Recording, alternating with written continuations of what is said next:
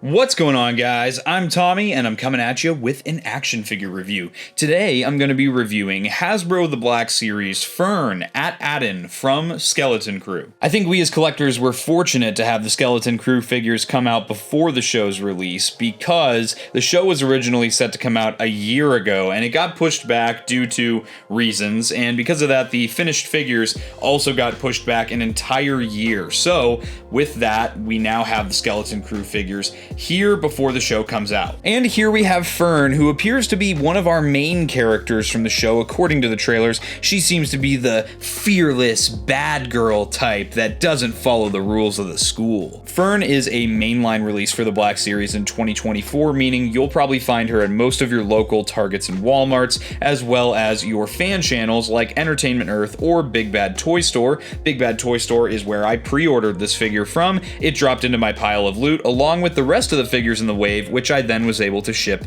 together. Shout out to Big Bad Toy Store and their awesome service. I am always appreciative of them. Fern comes in the standard packaging for the Black Series right now. So up at the top, you have your Black Series logo. You have a big plastic window showing you the figure and her accessories. You have in vertical text the character's name. Down here you have she is number 4 in the Skeleton Crew subline. Below the plastic window here, you have in this yellow banner the, again, color for the Skeleton Crew subline. You have some logos down at the bottom here. On the side of the box, you have a mural art showing you the character. She's got her flashlight on in this picture. Character's name down at the bottom again. On the back of the box, you have the Black Series logo, the character's name, that same mural image we saw on the side of the box blown up quite a bit, and a generic bio for the series in about 1,000 different languages. This bio reads, "When 4 kids make a mysterious discovery on their seemingly safe home planet, they get lost in a strange, dangerous galaxy, and finding their way home will be a greater adventure than they ever imagined." We reiterate here that she is number 4 for the Skeleton Crew subline. There are legalese down at the bottom. Please don't feed this action figure to your babies. On this side of the box, we have the Black Series logo. On the bottom, we have even more legalese, and on the top, nothing. That about wraps it up for the packaging on this figure, so let's get her opened and we'll check it out.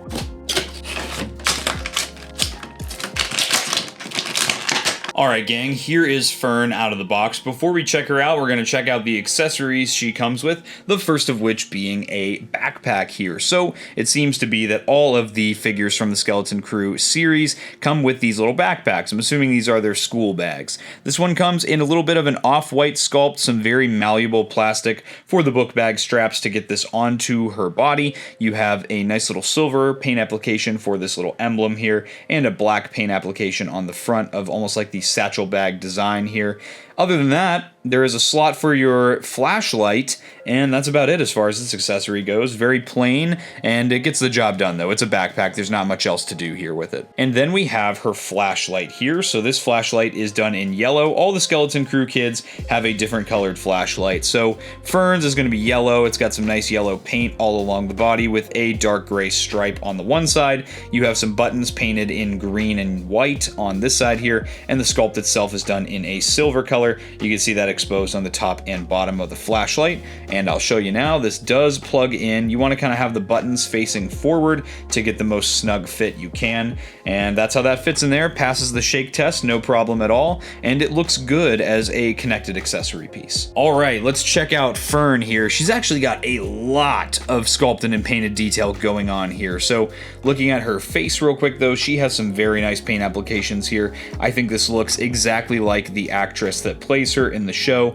Very, very nice paint applications. The face also isn't terribly shiny like some of the Black Series photoreal faces are, so that always is nice. The hair is sculpted very nicely with a braid that is sculpted to wrap around the front of the head, which actually is going to help us with some articulation. You can get her into some poses with her head turned up and down, and it's not going to look as jarring as if it was just kind of hanging down her back and it would be kind of floating in the air if you had her looking down or things like that. So that's actually a good touch there. This jacket, which the part over the body is a rubbery overlay, mind you. Has a ton of painted detail here. You have all kinds of patches that have just a ton of printing on them. I think this might be the logo for either their city or their school, because KB had the same logo on the arms of her kind of jumpsuit.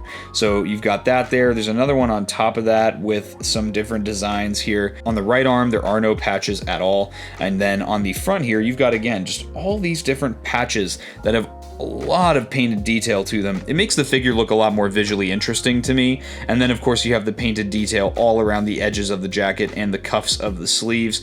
I think it looks really nice. This is a really well done piece of the figure, and the sculpt work on this is also extremely, extremely nice. There's lots of tiny different wrinkles and folds that are sculpted in that really, when it catches the light, makes it look so real. Underneath that, she's got kind of like an Indiana Jones thing going on with the light colored shirt on the khaki pants. There is no paint application on any of this whatsoever, aside from the belt buckle. And down to the pants, again, these are extremely plain, but there's nothing wrong with that. She's got these little knee pads. These are not knee armor for once. Everybody, these are actually called knee pads. These are on the knees here. These are part of the knee. They are, however, in true Black Series fashion, for some reason, connected to the top of the leg as opposed to the shins like they're supposed to cover. So aside from that, you do have some nice kind of bell-bottom pants here. These flare out nicely, and it looks like they're going to help us out with our articulation at the ankles here. Aside from that, I mean, this is a really well done figure for how small she is. And does she give Star Wars to me?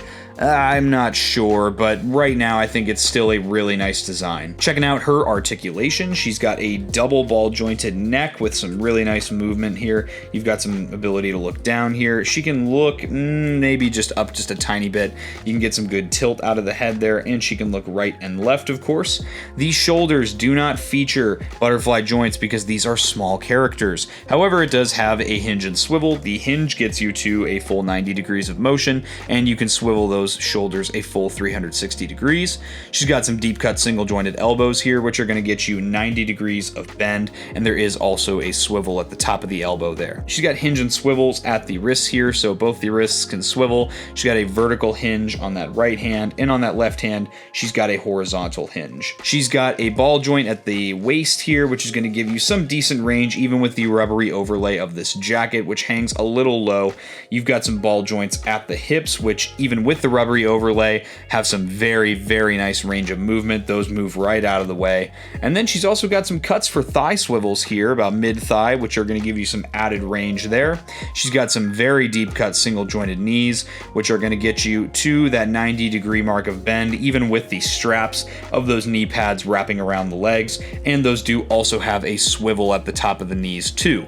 And finally, of course, in Black Series fashion, you do have the forward-facing pin for rocker, as well as a hinge, which is going to get you some really nice forward there and some really nice back as well. As far as articulation goes on this figure, this is really nice. This is up to standard for 2024, and especially for a smaller character, I'm always impressed when Black Series is able to achieve such great articulation on such a small character. All right, let's get her kitted out with some of her accessories here. So to get the book bag on, it's going to be pretty simple. We're just going to strap the book bag over the back here. Usually sticking the arms backwards helps to do that, and this book bag, like with so far all the Skeleton Crew figures that I've reviewed with the book bags are extremely easy to get over the back here.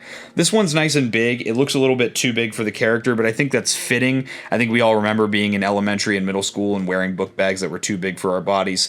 This is also an accessory that's not too back heavy, so she can still stand up straight without having to worry about leaning back because of that book bag. We're going to pose up with her handy dandy flashlight in hand. I think it's kind of crazy too, the sculpts on all the flashlights with the Skeleton Crew figures are actually different sculpts. They're not even the same sculpt here. I could have totally seen them just going for the same sculpt and painting them different colors, but they actually went that extra mile and did the extra work here, and I appreciate that from the Black Series team. Here we've got Fern in a basic walking pose. This looks really nice, and this figure's articulation and center of gravity are really, really good. I feel like with Fern's character, what we know from her from the trailers, it's more fitting to give her some more athletic poses here. She gets into a one-legged running pose with great ease, and again, the articulation and center of gravity just make it so easy to get poses like this. I'm able to get a very natural looking running pose for her. And here's another nice one with the flashlight in hand, just a little bit lower of a stance, showing you how the jacket overlay gets right out of the way for the leg articulation. And here's Fern with some of the other kids like Neil and KB, both the Attin versions they've advertised them as. And here we've got the Jod Na Nawood and Pirate Captain Brutus Port Borgo figures standing behind them. Overall, I think Fern's a really fun figure. However, I'm not sure that she fits in with some other Star Wars displays.